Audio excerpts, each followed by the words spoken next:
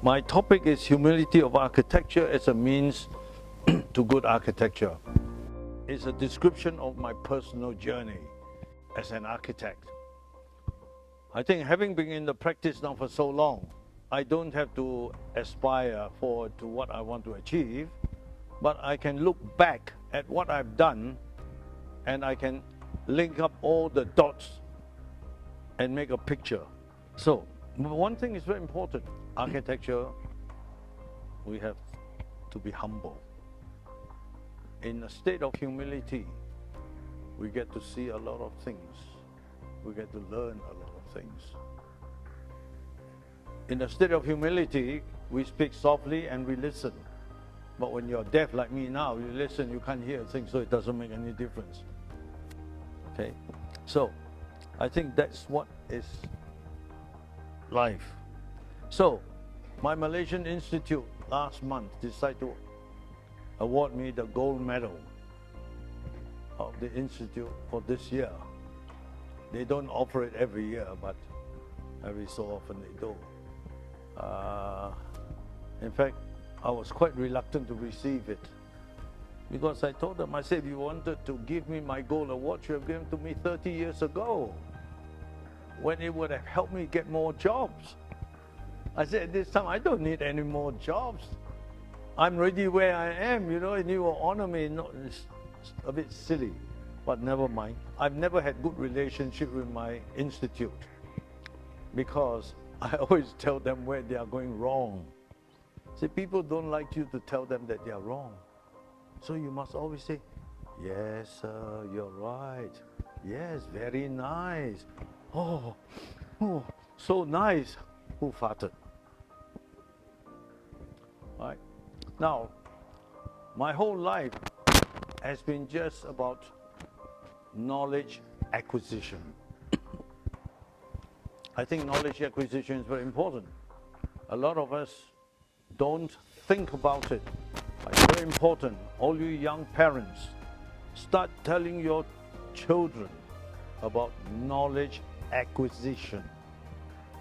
These are two words you've got to instill into them.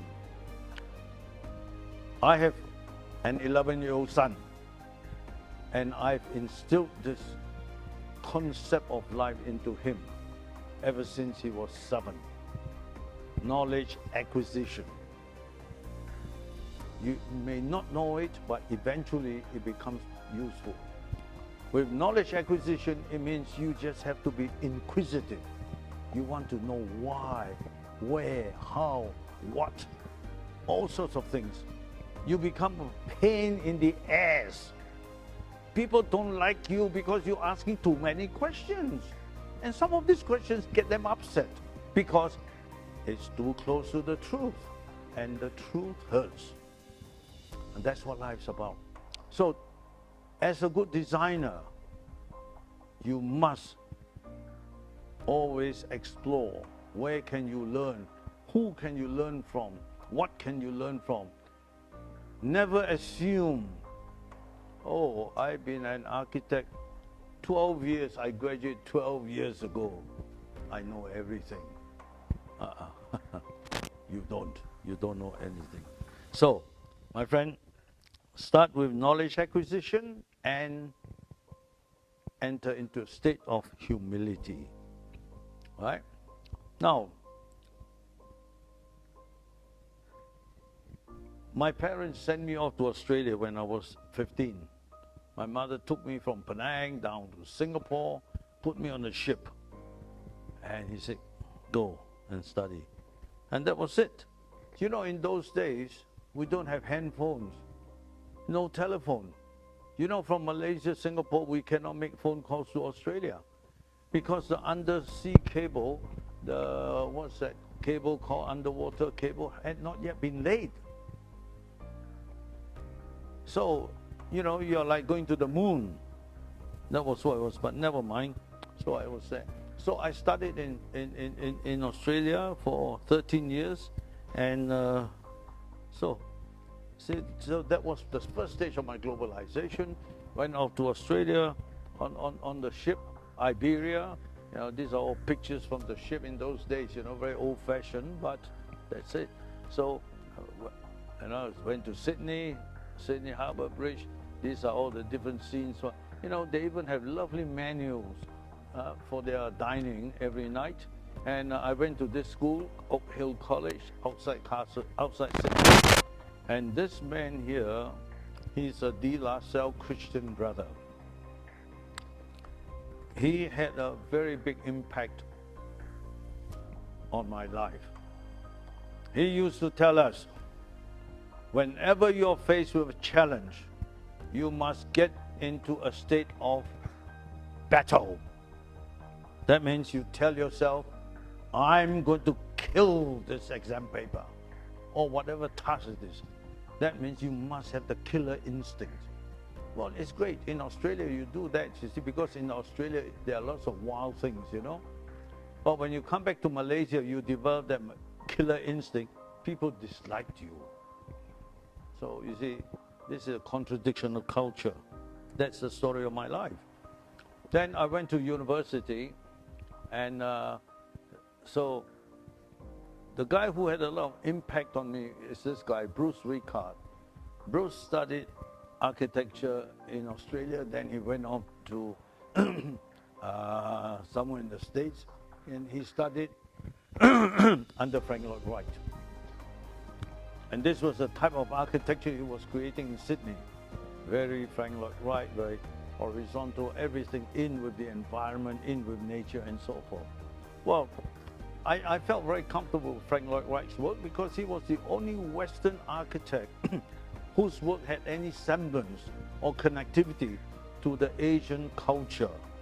He was very Japanese in outlook and also in Chinese. And you see, in those days when I was studying architecture in the early 60s, before most of you people were born here, there were only 3 great architects in the world: Le Corbusier, Mies van der Rohe, and Frank Lloyd Wright. There were no other names. So that was it. So I went to university, influenced by these people: Peter Koller, Neville Anderson, no, not Neville, Neville Grossman, and finally, this gentleman, George Molnar, Professor George Molnar. He was a very good teacher.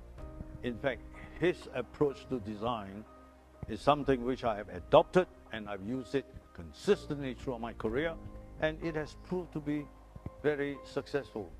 Then when I was studying in 3rd year, we had this big crisis in Sydney, the Sydney Opera House. This is the architect, Jon Utzon. He was going to resign because he had a big fight with the client, which all architects here know. You fight your client, but then when you fight your client, the client say, do this, and the architect, okay, I'll do that. Okay, yeah, okay, that's it. But this gentleman said no, he fought. In the end, he resigned. So when he resigned, all the students from my university, University of New South Wales, we all went up carrying this placard, Utzon in charge. This was at the Sydney Opera House site. You can see the structure at the back. This was at the Sydney Town Hall. And this guy here on the extreme left, yeah, is that right? Left, yeah. That's me. Not a very good picture, but it is me, I promise you that. So you see, so I grew up as a student during these very turbulent times. You have to make a stand for what is right, what is principled, what's dignified, and most important, self-respect. Self-respect. It was only very recently that I realized that when I went back to Malaysia, I had gone back into a country that was practicing apartheid. You know apartheid, like South Africa, separation, and all that. But somehow, because I was so intensely engrossed with my architecture, I just brushed all this aside. I said, no issue, I'm not going to be bothered. At that time, when I went back to Malaysia, the government had introduced rules. Us, Muslims, Malays, you, Indians, Chinese, others, non-Malays. You are not us. We are the Bumi Putras. Bumi Putras means prince of the soil. You guys are nothing. Projects are only given to firms that have Bumi Putras. If you want to do projects, you must have a Bumi Putra partner. And in certain cases, when you want government projects, the Bumi Putra content has to be majority shareholder in country, in your firm. Kuala Lumpur in the 70s was developed and controlled by an organization called UDA. UDA meant the Urban Development Authorities. They are separate from the municipal authorities. This UDA was a Bumi Putra approving authorities. So every project that had to be submitted by anybody goes to local authorities. Local authorities refer this to UDA, and UDA say, okay, 30% of this company must be given to Bumi Putras. That was how it was. So anyway, never mind. So I said, well, stop it. I'm not going to get involved. I'm going to do my architecture. I'm not going to have a Bumi Putra partner. I'm just going to do whatever small projects I have. So that was my mistake, maybe. Otherwise, today I would not be talking to you here. I'll be somewhere in maybe South Africa, living in a huge mansion, lots of money, have lots of bodyguards around me, making me feel like I'm in prison, because I'm afraid for my life. But because I'm poor, I'm nobody, I can go anywhere. And I'm in Pune tonight with you. So there you are. So you see, we were all in that sort of situation. That policy introduced by the Malaysian government was called the NEP, New Economic Policy. That means we take money from the people and give it to a selected group of cronies who are Bumi Putras and make them filthy rich. That's what the environment I practice architecture from. I have to tell you this so that at the end of the day, then you understand why sometimes I'm very angry, I'm not fighting people, which is very stupid really, but no. Anyway, but that's life, that's human nature, So that's why most of my projects are not big, they are very small, and they are thoughtful. Because when you are doing small projects, you begin to value it. It's just like you only have the last chewing gum left, and you're going to pop it into your mouth. When you pop it into your mouth, aren't you going to sever every part of the chewing gum? You suck on it, you lick on it, and then you chew on it, to make it last as long as possible, correct? But if you have had a bottle full of 100 chewing gum, you go down. That's what you do, you see. So you see, that's me. I'm the one with one chewing gum. The Bumi Putras are the ones who got 50 chewing gums in their cup. So that's the difference. Okay? So that's very important. So I started to look in a state of humility. I don't know why humility, but I thought maybe it's a philosophy that my grandmother taught me when I was very young. She always used to say, son, when you grow up, always do not be proud and always be frugal. Do you know the meaning of frugal? A lot of people don't check up your smartphone. Right? Frugal means you don't waste. Whatever you have, you always treasure it. So, I developed this philosophy of humility after I started my own practice. And in humility, you must get to know about people, you get to know about history, you get to know about nature, the environment, culture, about the artisans, craftsmen, what's available material, also the climate, the history, the Vastu, Feng Shui, and things like that.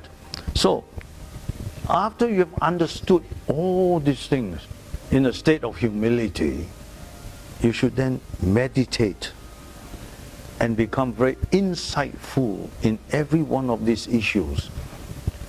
Together, in this state of humility, you also look at the issues concerning your project. What is it your client wants? What are their aspirations and so forth? Because you've got to be humble to your client. After all, they are the ones who've got coins, who've got money in their pocket. You know, they go, ching, ching, ching, ching. Wow, lots of money. Oh, client, because you are not building for yourself, you're building for him and his family. So we got to listen to him. This is where the problem starts. All the schools of architecture don't teach architects to be humble. When you make your presentation a jury, you say, my concept, oh, my philosophy, oh, wow.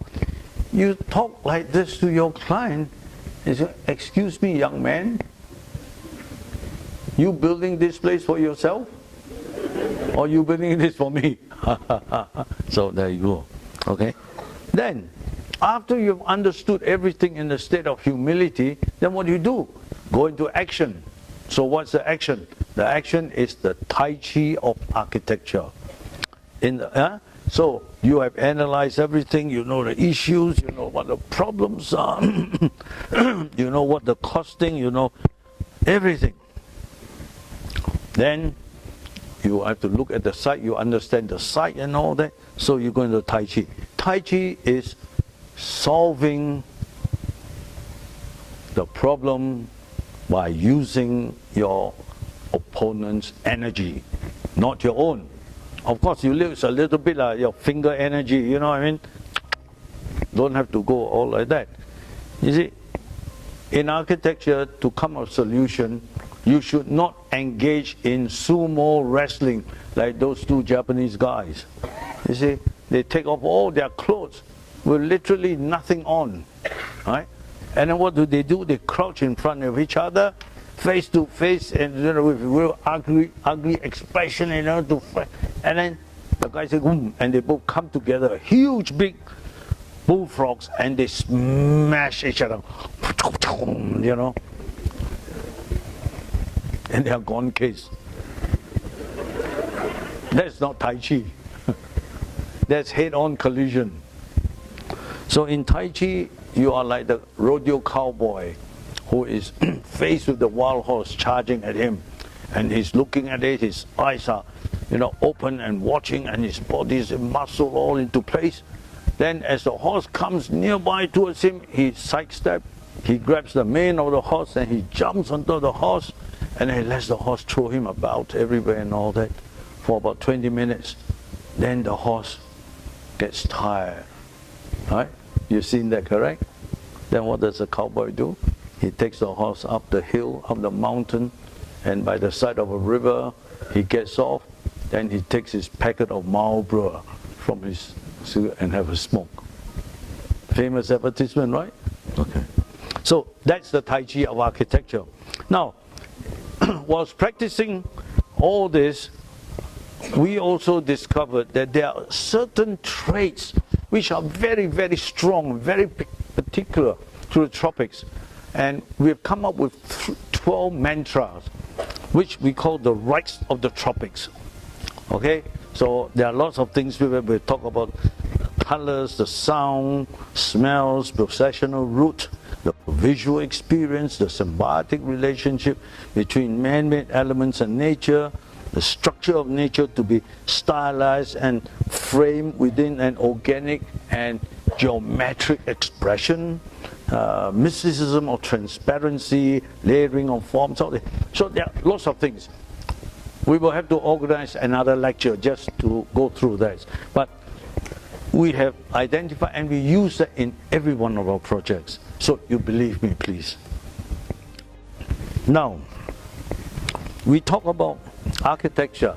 You see, in those days when I was studying architecture, they were all talking about, I think it was Louis Sullivan, who said, form follows function. correct? Hello? Yeah, right. And it was Miss Van der Rohe, he says, more or less, right? Is it more or less? Or less is more? Oh, less is more or less. Less is more or less. It sounds the same. Okay, so that's it. So, because it's less is more or less, today architecture has become very commercialized. So it's more or less architecture or building, right? It's like Nikola Presner, in his book, he says, the difference between what's the difference between a building and architecture, right? A bicycle shed is a building. Westminster Cathedral is architecture. So, today we have a lot of buildings, but do we have architecture? That's the question. So, commercialism has become so strong. Computerization has completely run riot. The computer revolution has taken over India much faster than the British Empire did, 400 years ago. In fact, yesterday I asked some young architects, what's the Indian word for computer? Computer. Computer. Is there an Indian word for computer? Huh? Sorry? One person speak, please. What is it? Tanganaka. Oh. So what does Tanganaka means? Huh? Computer. Okay. I don't know, but no, I believe you. But you know, in China, the Chinese, do you know what they call the computer? It's not Tanganaka. It's called 电脑. 电脑. Literally translated, it means electric brain. Ooh, computer. Now, it makes sense, but it also challenges logic. So, when there's no electricity, do you still have a 电脑? Yes, you still have the hardware 电脑, but it's not functioning. This makes the Chinese think. Oh. Now, do you have a brain? Yeah, I have a brain. Do we have the 电 into your? No. So when there's no 电, there's electricity, can your now still function? Oh yeah, it can. So, which do you think is a better product? The normal now or the 电脑? Okay? I don't want to hear your answer. You make that decision yourself. You're all grown-up people. You decide. Now, if you think that the 电脑 is the answer to your global solution, by all means. The 电脑 is only a tool. Alright? Have you people ever heard of capping? C-A-P-P-I-N-G? Capping means put a cap on this water so it won't spill up. Now, do you know as architect, as human beings, every day we are being capped.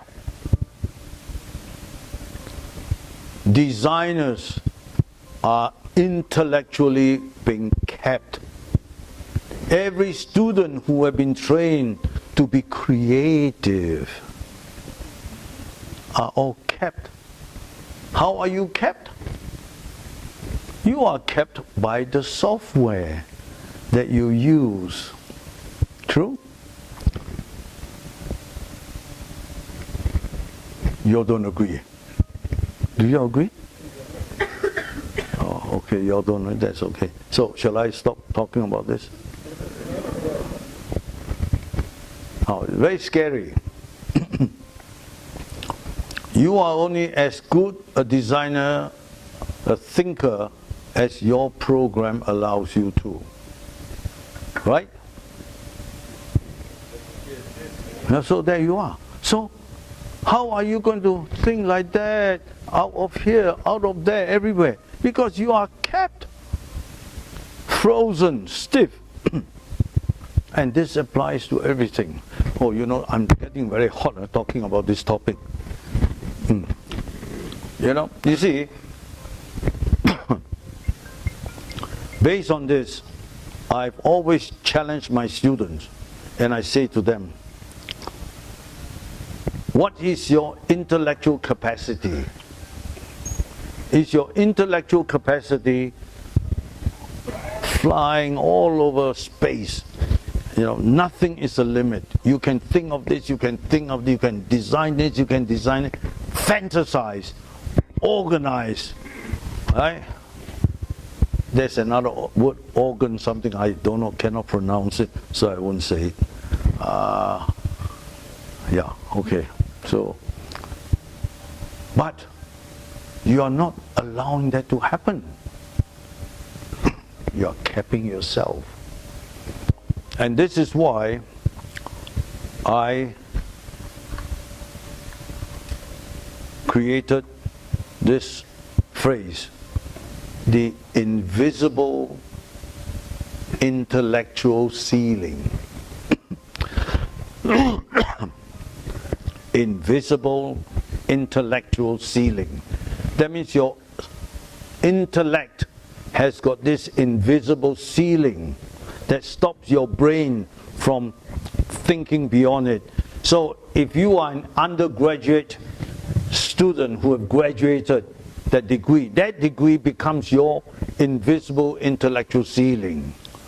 Then if you have gone on to do a master's degree, that master's degree becomes your invisible intellectual ceiling. Then you go on and do a PhD, that PhD becomes your invisible intellectual ceiling. The question now is, do you allow that to become your pinnacle of intellectualization? Or do you say that I will break through this IIC to create my own sphere?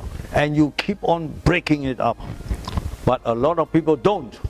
They stick within that IIC and they operate within that. So at the point when they first achieve their IIC, as the graph goes up, they are there for a while, they plateau off, and then from that level they start to slide into mediocrity, into the comfort zone of mediocrity. I think that's the big danger as designers. So we must not do that.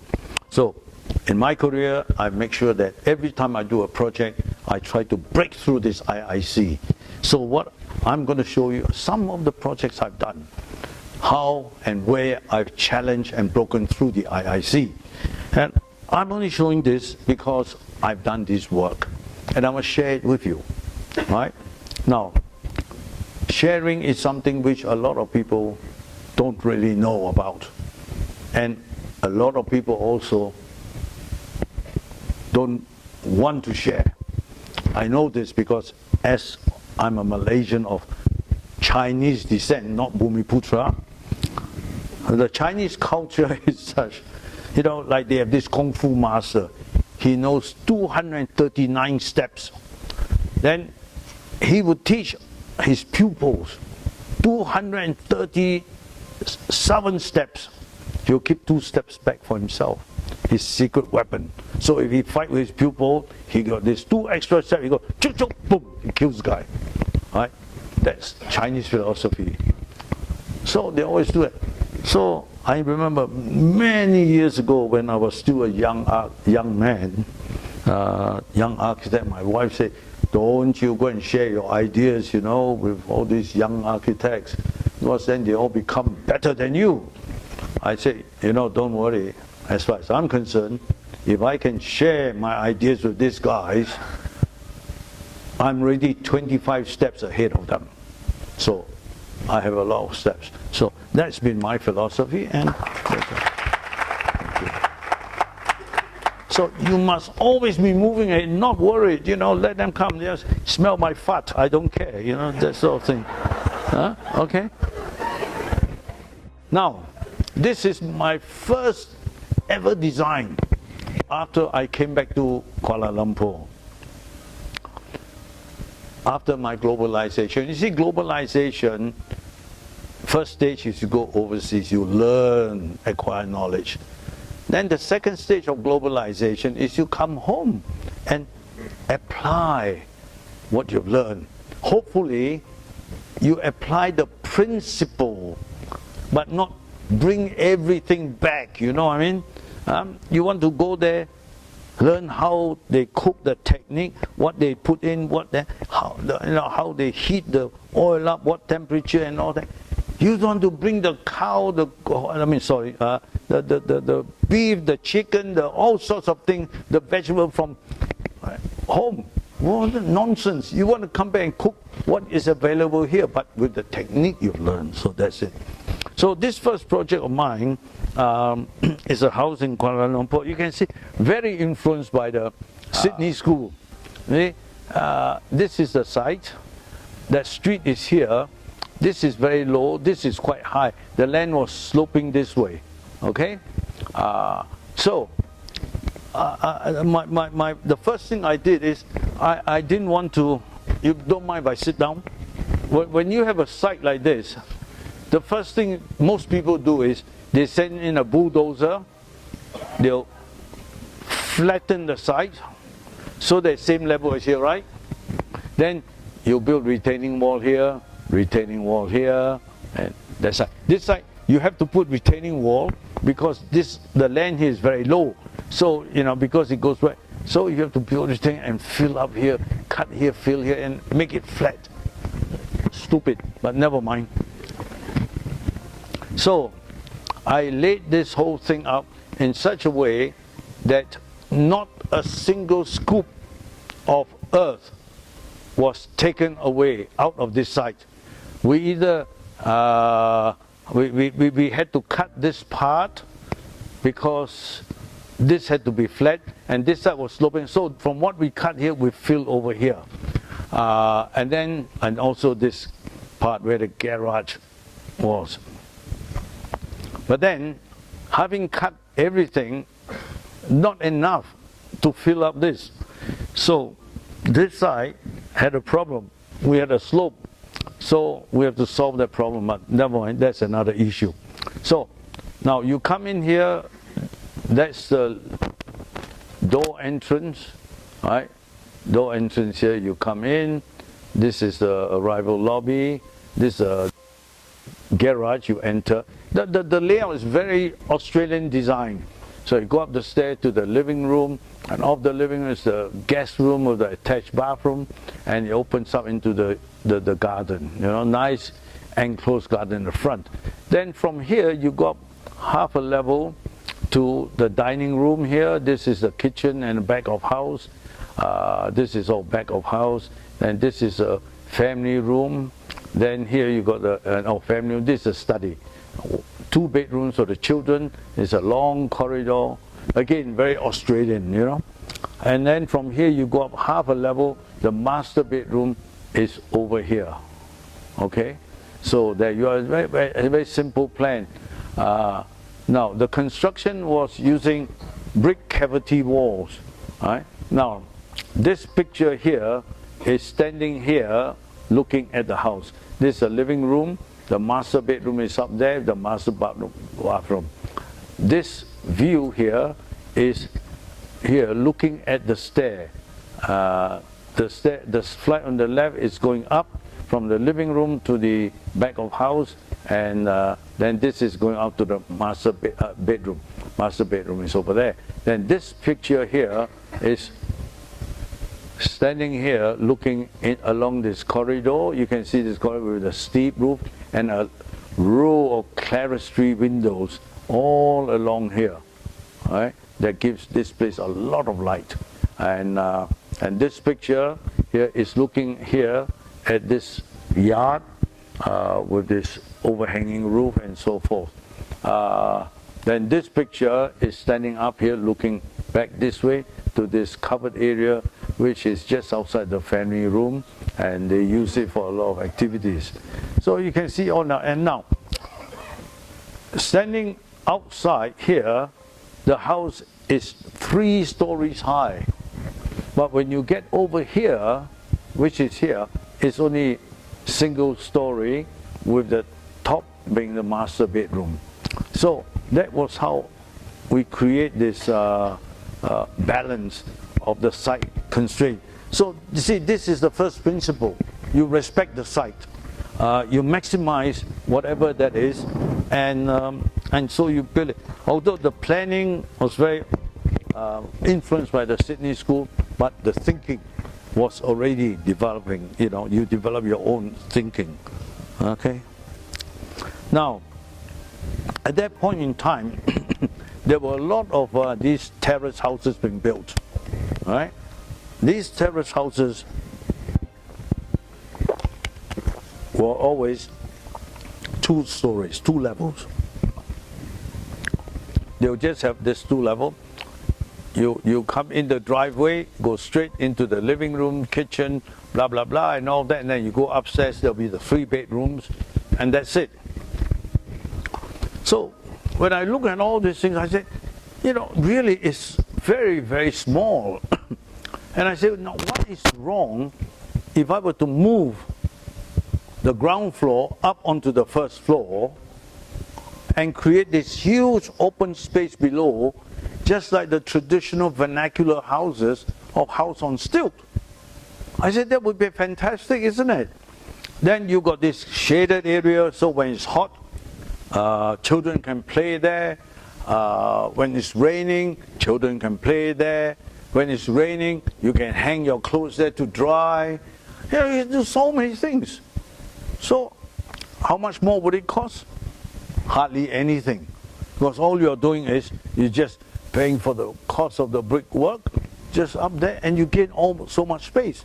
Then the entrance lobby is here. You enter the lobby, and then you go up a flight of stairs onto there. So, it was sort of like, you know, looking at what we have and taking advantage of this disadvantage. And it's the curiosity, acquisition of knowledge. Then there's another project we did.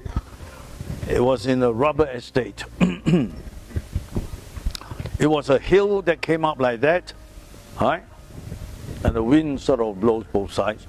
So the natural place I thought was to put it here, because this was the east and that was west, right? And I never liked cutting earth, because I believe that the hills, the valleys, and things that rocks on the ground, they've been there for a long, long time. So they have got more right to exist than us. The only reason why we think we can do what we want is because someone invented the bulldozer, earth-moving equipment. Earth-moving equipment, in my terminology, are termed and classified as lethal weapons. Think about it. All these earth-moving equipment, they are lethal weapons. Who are the people that operate them? The lowest paid laborers, right? And they then decide what they do with your environment and my environment. Can you see how stupid our politicians are? In fact, really, politicians must have a degree. We must pass a law at certain universities, teach politicians to study and then give them a degree before they can enter politics. Most of these guys who enter politics are morons, right? And they're doing all sorts of nonsense. And then suddenly they become king. That's not what it is all about. So, there you are. I built this. It's all on stilts, all in timber frame and all that. And in, what, 1979, we won an award. Okay. Then in 1983, we did another house. This is, again, very timber. You see, in those days, I discovered that timber was easily available in Malaysia. We want any timber, you can get it next day. That was in the 70s. And they were very cheap. In those days, a timber, for a ton of timber, you may only pay about 180 ringgit. All right? And, but today, Chengal, which is one of Malaysian hardwood, is costing you about 8,000 to 9,000 ringgit a ton, compared to about 180 ringgit a ton in those days. So, now, having said that, whenever I propose timber, the first thing they'll say is, we cannot get insurance coverage, and all sorts of nonsense. But in the end, we found out that you could. And so that's how I was able to get a few of these things built. And this is in 1983. It's a very simple house, 2 bedrooms here with a bathroom. This is a library. This is a dining room. The kitchen's in the middle. And a living room here that opens up onto a deck. And then the other deck on that side. Very symmetrical. This is the main. And then this is the service yard back with a circular stair. So that's what it looks like. This view is looking from here. You can see the circular stair coming down. This is the backyard. And this is a section cut across here. You can see how ventilation and all that.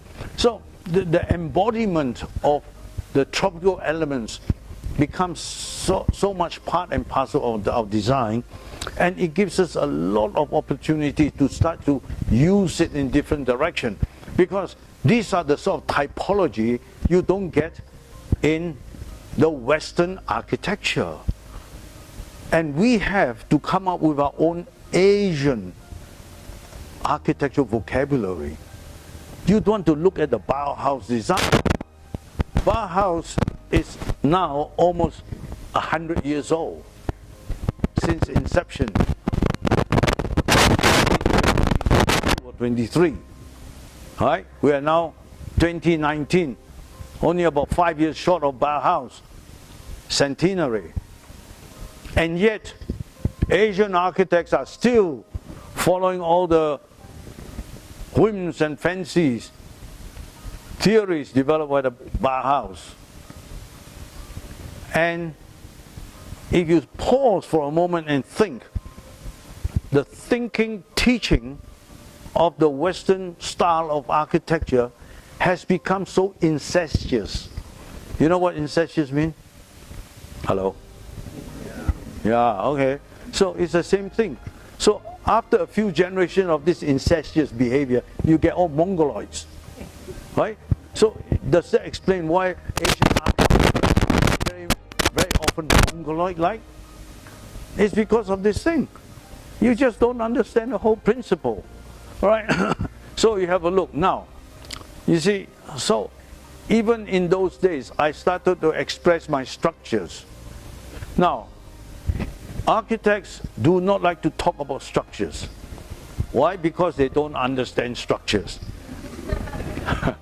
They think only engineers understand structures. But that's not true.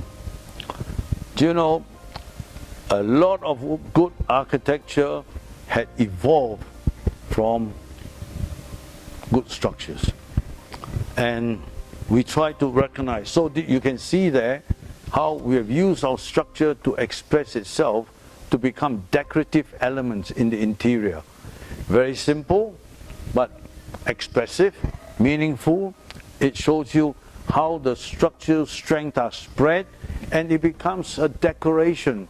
So you don't need to have IDs, because the architecture is already ID. embodied into architecture. All right, so we got to think beyond the IIC. Okay, so that sort of thing becomes very important. Then you see here at this stage, until here, all my buildings are still very enclosed, correct? Right? So you see, because it's all part and parcel of your development. 1983, that's about 15 years after my graduation. Is that right? 68? Yeah, 15 years. Very young. So still a bit frightened, you know, shy, not dare to think out. You see, this is where you start to become confident by doing things, by pushing the walls. So our next project here is pushing architecture out, getting rid of the walls. So you see, no walls here, no walls here, no walls here, and the section across is all open, nothing. All right? On the plan, I have the sleeping quarters here, the private quarters here. I put the guest house over there with the swimming pool, and the living room is right in the middle. You know, you talk about deconstructing, that's what is there. And this is where we start to explore space. We have high ceilings and opening, and that's the start of architecture without walls, where we can start to experiment. So these are the sort of things we do. Now, this is what it looks like, the facade of the building outside there. So from there on, it led on to other projects like this. The Presima house, here on plan, we've got the private facilities on both sides. They share this common pool, and the living space is all open. Everything's open because the enclosure of the private spaces give you the privacy and the security. And this is a section across the house. In this part, you've got a double void ceiling height to enhance air movement and the sense of cooling. So these are some other views of the place. So finally, we come to the Salinger's house, which won me the Aga Khan Award in 1998. It's a traditional Malay house using timber. We were very lucky to get this old craftsman who could do these traditional joints. Initially, we thought we may have to use steel to connect, but when he saw this thing, he said, "Oh, no problem, I can do this, do that." And from this project, we learned a lot from this craftsman, and it's something which I enjoy and I treasure. Now, the most significant thing about this design is that it's a triangulated structure, and the engineers among you would understand the whole principle about triangulated structure. In a triangulated structure, it is the most efficient, and it's the most stable, and so forth. The reason why we ended up with this triangle is because of the function of the requirements of the client. And from there, it evolved into a triangulated structure. Now, for us, in our design, it's very important that we respect the structure, so that the structure, by it being consistently repeated, and the structural rhythm is within that configuration, you end up with a building that has an aesthetic that reflects the structural geometry. These are some pictures of us receiving the Aga Khan Award, so that you believe me. And the gentleman there with a cap was a carpenter. he does not, you notice, he does not have a right hand. When he was a young man, he used to do bomb fishing. You know, bomb fishing, they throw dynamite in and stun the fish. And then through another accident, he was blind on his left eye. So, you know, with these two disadvantages, when he saw the designed drawings of this house, his friend asked him, hey, this is not a traditional Malay house, you know. Can you do it? And you know what his answer was? If the man can draw it, I can build it. No, that is the spirit. That is the fighting spirit. If he can draw it, I can build it. How many people are like that today? Show them something, what's the first thing they say? Cannot. Hey, hello, why not? Cannot lah. Cannot. All different tones, you know. Then when you finally push them, you know what it says? Very difficult. Please, go commit suicide.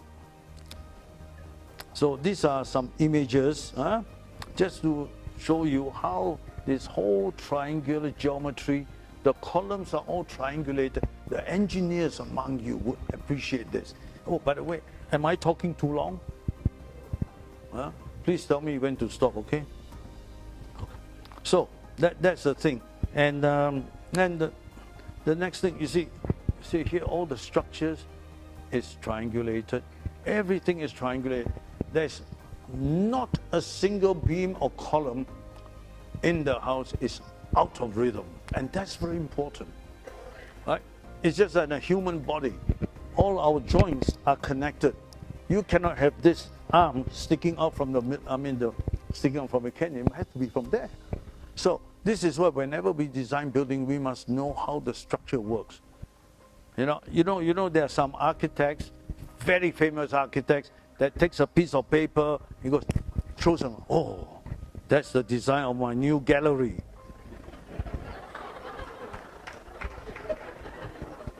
Whoever builds his gallery has to be, anyway. So you see, everywhere the triangulation is there. It's very obvious, you know, and this is what it is, and this is what I enjoy. Now, how and where did I get this influence? You may ask. The Sydney Opera House. When the Sydney Opera House was being built, I was absolutely fascinated by the way the shells were constructed. You see, this whole shell, as explained by this image, is meant to be the outer circumference, let's say, of an orange or whatever. So, because of that, every part of the roof has the same radius from the center of the ball, right? So, therefore, every one of these ribs that comes to this point, any point, as long as it's any point on the circumference surface, it is all related. Now, this is very clever structural geometry.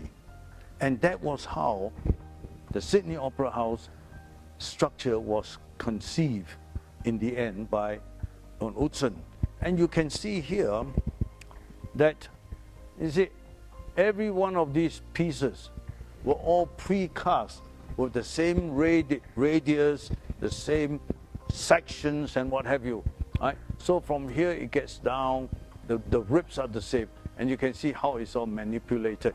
And this is a fantastic way of doing structure. And this type of architecture you see, if you go to China, you look at the heavenly temple in China, the radiating roof of the circular pavilion.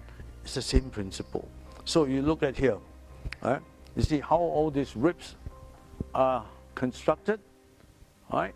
So this is all one segment of the surface of the circle, of the globe, all right? Then, see, this is it. You start with this part, then you get another part. So, but then of course, they're all from the same area. So if you shift this center over here for this one, then it goes like that. And so then in between this triangle, this is where they make a special connecting piece, right? So, you know, these are the sort of lessons which I taught myself as part of knowledge acquisition. Because after the opera house was abandoned by Utzon, it was left standing for a long time. And I remember going in there and I photographed the whole of the inside of this thing. And I said to myself, I said, they should just leave the opera house as it is, unfinished, as a great architectural edifice, a monument for what great architecture is all about, including the structure. Of course, the structural engineer for this project was Arab. But at first, in the early days, before this solution was proposed, like all good engineers, that's okay, we put steel structure there and we hang concrete panels. That's how a lot of projects are done these days.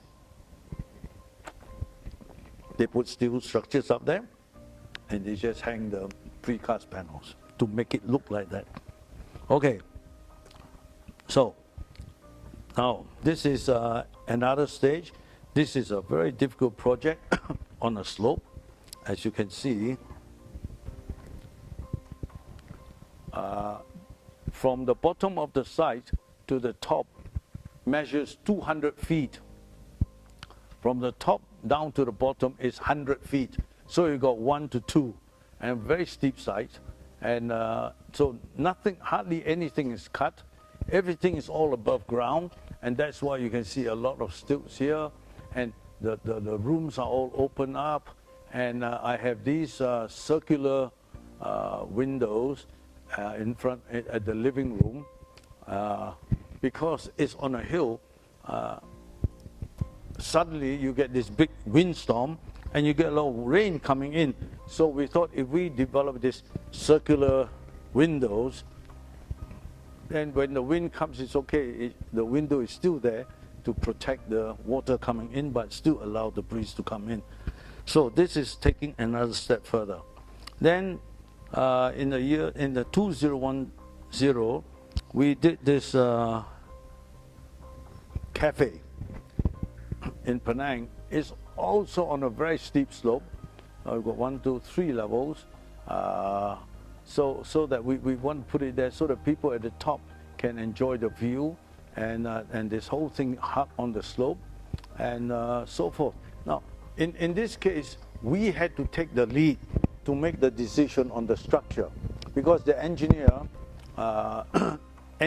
they had in Penang very seldom do projects like this, and they are a little bit worried. So, but in the end, after much coaxing, we did this whole thing, and it's worked out well. Again, after that, this is a project we did recently, completed. It's a house. Now, the design brief and the design requirement for this client is exactly the same as that for the Salingers. You know, the Salingers house? Now, I should have just changed a little bit here and there of the Salingers house and give the design to them, isn't it? Very easy, right? So their life will be much easier. They probably get a house cheaper, and so forth. But instead, we did not. So we ended up with a house in this manner. I will explain this to you because later on, after this, I will do a comparison between this and Salingers. It's very important because not for you, but for me, to understand myself, where I have circumnavigate the problem so that I do not replicate. I think the worst thing, the worst insult you can do to yourself is to just copycat what you have done before and present it as something new. I think anyone who's self-respecting will not do that. Okay, so now this is just the interior, the center of the new house. It's a double height volume that goes up to the top, which has a study up there. And all these structures are in steel. Now this project, I did not use any timber structure except for the timber flooring. All the walls are solid concrete, and the structural roof and the 6 main columns are steel. The rest is just nothing, glass.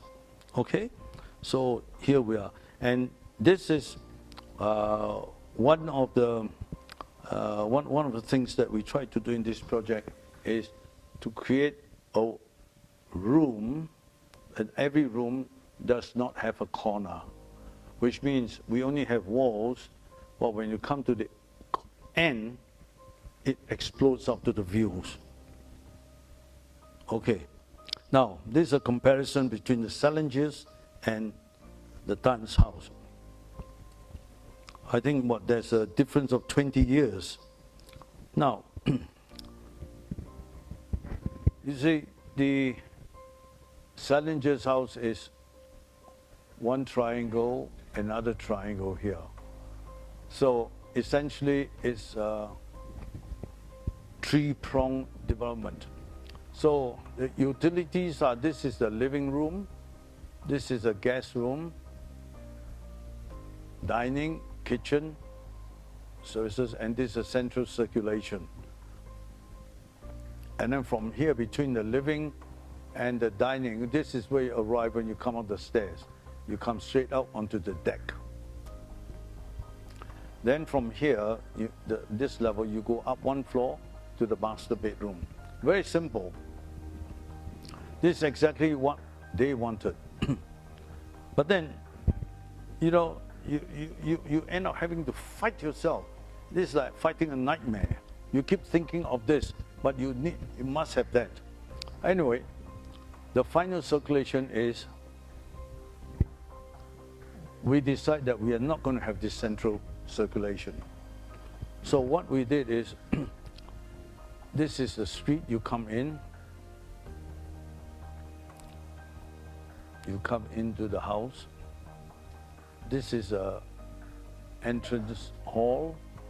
From the entrance hall, you go to the kitchen and the back of house. You come straight in here to the living room. You go there to the dining room, and you go across to the guest house, the guest room. So, you see, when you come, you got this triangulation, this one axis, the second axis, and the third axis. And this is the fourth axis. The fourth axis has no bearing on the structural configuration, but the most important are these 3 axes. And from these 3 axes, this was the roof plan that we evolved. So axis 1, 2, 3, and the 4th axis. Now, when you have this sort of like a Mercedes sign thing, the natural tendency would have been to have a roof that goes this way, a roof goes this way, a roof goes that way. And you probably would step it up, you know, to do something. But then it ended up looking like a pagoda. I want the house to look like a pagoda. So we resolved. So in the end, we came up with this solution that this roof is actually a very simple double pitch roof. Pitch here, pitch there, with the ridge up here. So all we do is we just cut off this side and have this triangular structure, which is easy to build and seems to work. And that's what we have. So So see, here's a close-up view of the spaces. This is the living room area. You see, these are all the structural concrete walls. They're all load-bearing walls. And then, here we have 1 column, 2 column, 3, 4, 5, 6. 6 structural column that goes all the way through to the roof. It picks up the loft studio floor, and it carries all the roof framing. Now, the roof framing, you see over here, the ridge of the roof is easy to be done. Now, then what happens then with the roof spanning here, going across there, we had to support this edge. All these edges are supported by these load-bearing structural walls. Now, what we did is when we transfer the load from the roof to these concrete walls, we use structural mullions, which frame part of our awning roof system to transfer the load.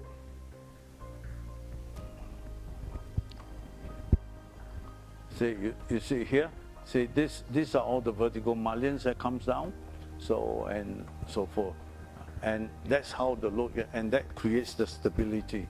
Whilst in the Salinger's house is straightforward traditional framing using timber and so forth. Now the relationship function-wise is quite similar. We got this, this is the upper level. You see where we have the dining here, in this house we have it over here. The guest room here, we have it over here. And the living room is over here. So the living room space is subtended by the dining and the living and the dining. So, sorry, so what am I? Sorry, this is the living, this is the patio. So the living is here, the dining and the guest and dining.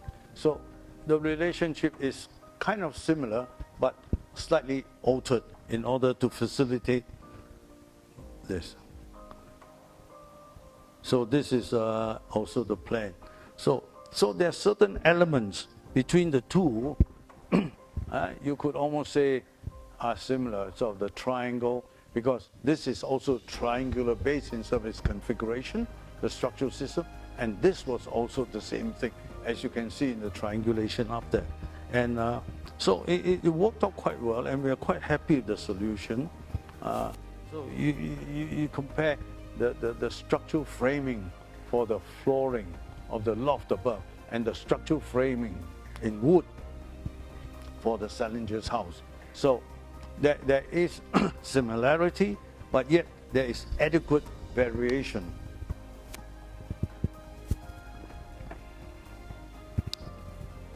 So that's another view of the sort of thing that we create. So at the present moment, we're exploring with this idea of architecture without walls, where we don't want to have walls. We have canvas for the upper part, and for the lower part we have timber slats. And these timber slats creates the balustrade and creates a seating, so that you don't need to have actually furniture there. You can just sit there and relax and enjoy yourself. And we allow a lot of natural ventilation to come in, and certain parts we just leave it open to nature and so forth. This is what it looks like from the outside, and from the inside we get views like this. So when the sun casts a shadow, we get all sorts of patterns, and it's quite interesting. Every day, every evening, we get a different scenery, things like that, depending on the intensity. And I think this is where we are trying to use nature to do some of our creativity. Just like things like that. Right? We are still experimenting. And Like I tell all of my younger architects and young interns who can say, hey, look guys, there's a lot of room to explore. My brains are getting to be a little bit tired, but not necessarily. But I give you a chance. So this is what we offer. So coming back, to the spirit, someone asked me, how do you maintain your enthusiasm, your spirit? I say, well, it's a question of accepting and facing challenges as a norm, taking things as their own. Many years ago, MasterCard asked me to do an advertisement to promote their product. I think that was about 1889. No, not 1989. Okay, so I did the advertisement, which you see here, and lo and behold, before I knew it, the board of architects came after me. They said, you advertise yourself. I said, what do you mean by advertise myself? Yeah, you advertise yourself. You should not appear in advertisement like that. For Jimmy Lim, master architect means never losing touch with your culture. I said, how is that advertising? You should not use your name. Yeah. Anyway, you see, that's society. You want to be different, you want to stand up, they will always try to bring you down. And you've got to fight them. That's what it is. And I fought them. So, they are very clever. Then they changed my charge from advertising to conduct, which in the opinion of the board of architects is disgraceful, or what is that? The other word, there's another word, disgraceful and something or other. Or I don't know, shameful or disgraceful or something. Unbecoming. Conduct unbecoming or disgraceful. So what's unbecoming? What's disgraceful? Never mind. I'm still here, I'm still there, so who cares? So we move on. Right? And that's why a newspaper cutting there shows that Jimmy Lim, modern architect, who loves things old. Now, what's the future? Future challenges. So you can see 1978, we did that house in the rubber estate. 98, we did the Salinger's house. 2018, we did this house. So what's the future? We don't know. We hope we can get to allow our ideas to fly. But what's the biggest problem? The biggest problem is having to deal with morons like this. Yeah? You see, you got this moron, this moron? This moron, he was the chief minister of Penang. And now he's the finance minister of Malaysia. Mahathir made him the finance minister. See how fat he has become?